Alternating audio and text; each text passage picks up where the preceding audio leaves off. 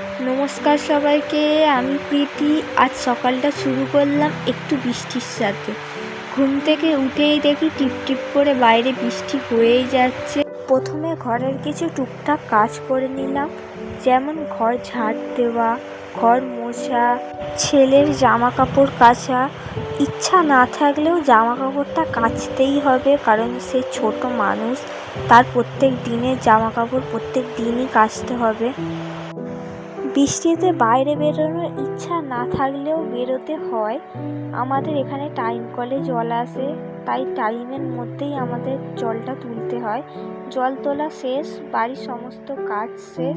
এবার ছেলেকে একটু ওকে এখানে জিজ্ঞাসা করছি যে তুমি সকালে আজ ব্রেকফাস্টে কী খাবে। অনেক রকম আইটেম বলেছি, ও কোনোটাতেই রাজি নয়, মানে কিছু বলছেই না। তুমি তোমার বলে যাও, আমি আমার দুষ্টুমি করতে লেগে যাই। আমার সমস্ত ভাঁজ করা জামা এখানে তুলে তুলে সব ফেলে দিচ্ছে। আমি ওর জন্যে দুধ আর চিড়েটা ভিজিয়ে রেখেছিলাম, ওই দিয়েই একটা পায়েস মতো বানিয়ে এনেছি। ওকে তারপর খাইয়ে দিয়ে আমিও সেম জিনিসই খাচ্ছি, চিড়ে। খেতে খেতে বাইরের দৃশ্যটা, মানে জানালা দিয়ে এখানে আমাদের পুরো মাঠটাই দেখা যায়। খুবই সুন্দর লাগে দেখতে, কিন্তু জানালাটা একটু জাল দেওয়া আছে, মশা পোকামাকড় এগুলো ঢুকে পড়ে।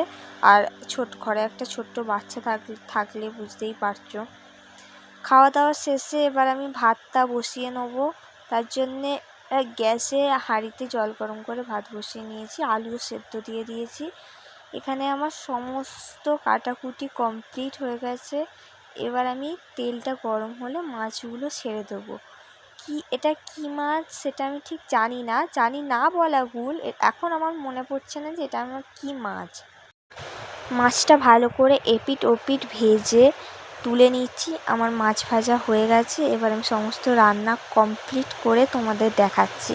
এখানে ভাত আছে, ডাল, পটল ভাজা আর মাছের ঝাল, আর উচ্ছে আলু দিয়ে রুই মাছের তেল পোড়া দিয়ে একটা তরকারি।